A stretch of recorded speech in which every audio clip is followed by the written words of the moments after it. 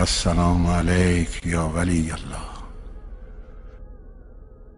السلام علیک یا نور اللہ فی ظلمات الارض یا علی ابن موسی الرضا علیہ السلام.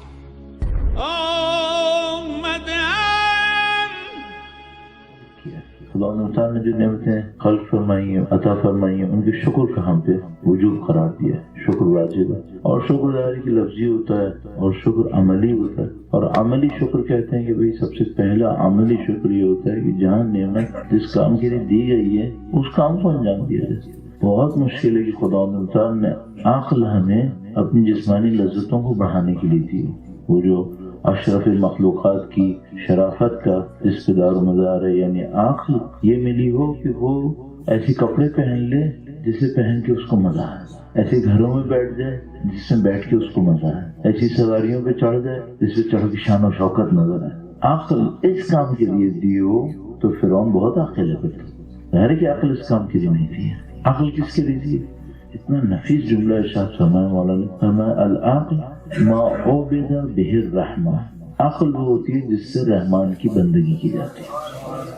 باقی تو سب شیطنت ہے، باقی سب مکاری ہے، انسان کرتے رہتے ہیں. تو شیطان کی بندگی اگر کرنی ہے وہ اس کے لیے مکاری چاہیے، رحمان کی بندگی کرنی ہے عقل چاہیے. یہ عقل وہ ہونی چاہیے جس سے رحمان کی بندگی ہو. خدا تعالیٰ ہمیں عقل استعمال کرنے کا اس جگہ پہ موقع دے دے جو جس کے لیے خلق کیا اس نے. یہ بڑا کمال ہو گیا، شکر کا ایک مرحلہ ہو گیا. جو کام بھی کر رہے ہوں اس میں کسی خدائی صفت تک پہنچ جائیں. مثلا اگر ڈرائیو کر رہے ہیں تب بھی اس میں سوچیں کہ بھئی ایک خدائی صفت ہے، وہ کوئی خدائی صفت ہے جو یہاں پہ کارآمد ہو رہی ہے. مثلا کیوں ڈرائیو کر رہا ہوں، مثلا ایسے میں سوچتا ہوں مثلا جہاز میں بیٹھ کے آ رہا ہوں تو یہ جہاز میں بیٹھنا تو کوئی صفت نہیں ہے، یا مثلا ٹریولنگ کرنا تو کوئی صفت نہیں ہے. لیکن آپ کی ٹریولنگ کا مقصد کیا ہے؟ مثلا مقصد یہ ہے کہ میں کسی کو دین پہنچانا چاہتا ہوں. ہاں، ابلاغ دین، ہدایت دینا، ہاں یہ صفت الہیہ ہے.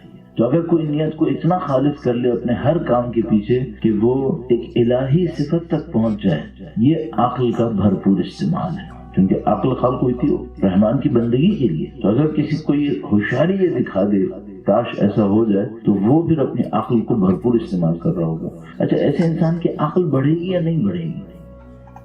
پھر قطعاً بڑھے گی. یعنی اگر دنیا میں یہ کہتے ہیں کہ بھئی آپ مسلز کو ایکسرسائز کے ذریعے سے مضبوط رکھیں تو آپ اچھا استعمال کر سکتے ہیں باڈی کا، عقل کو آپ پریکٹس کے اندر رکھیں تو آپ اپنی عقل کا استعمال اچھا کر سکتے ہیں. تو اگر کوئی عقل کو اس میں استعمال کرنے لگے جس کے لیے خدا نے خلق کیا ہے تو عقل بڑھے گی یا نہیں بڑھے گی؟ تو بہت بڑھ جائے گی. اچھا، اگر عقل بڑھے گی تو کیا ہوگا اور اس کی نشانی کیا ہے؟ یہ بھی ایک سوچنے والی بات ہے. دعویٰ تو سب کر سکتے ہیں لیکن بالآخر کوئی نہ کوئی تو اسکیل ہونا چاہیے. ایک آدمی کا پیسہ بڑھتا ہے، میٹیریل ہے، تو میٹیریل سینس میں آپ وہ فاؤز میگزین والوں سے پوچھنے بھائی کس کے پاس پیسہ زیادہ ہے، وہ بتا دیں گے. لیکن اگر کسی کی عقل بڑھ رہی ہو تو اس کا پیرامیٹر کیا ہے، اس کو کیسے سمجھا جائے؟ تو یہ سب چیزیں وہ ہیں جس پہ ہمیں محنت کرنی پڑے گی. مثلا جو سمجھ میں آتی ہے بات وہ کہ اگر عقل بڑھ رہی ہو تو انسان کی اللہ کی بندگی کے راستے میں وہ نکات اس کے ذہن میں آئیں گے جو معمولاً نہیں آتے. عقل اگر کسی کی بڑھ رہی ہو، عقل کس لیے خلق ہوئی تھی؟ معبد بہ الرحمن. تو اگر کسی کی عقل بڑھ رہی تو کیا ہوگا؟ اس کا مطلب ہے اللہ کی بندگی میں اس کے ذہن میں وہ نکات آئیں گے جو دوسروں کے ذہن میں نہیں آ پا رہے تھے کیونکہ اس کی عقل بڑھ رہی ہے. یہ وہ جگہ ہے جہاں پہ ہم پہنچ کر ایک اور بات سمجھ جاتے ہیں کہ یہ عقل وہ میتھمیٹیکل نہیں ہے. اس عقل کا کوئی تعلق اکاؤنٹس، میتھمیٹکس اور حتیٰ فزکس اور کیمسٹری سے بھی نہیں ہے، جبکہ ظاہر ہے ان میں سے کوئی چیز بری نہیں ہے، سب چیزیں اچھی ہیں ایک لحاظ سے. تو یہ عقل کچھ اور ہونی چاہیے. مددی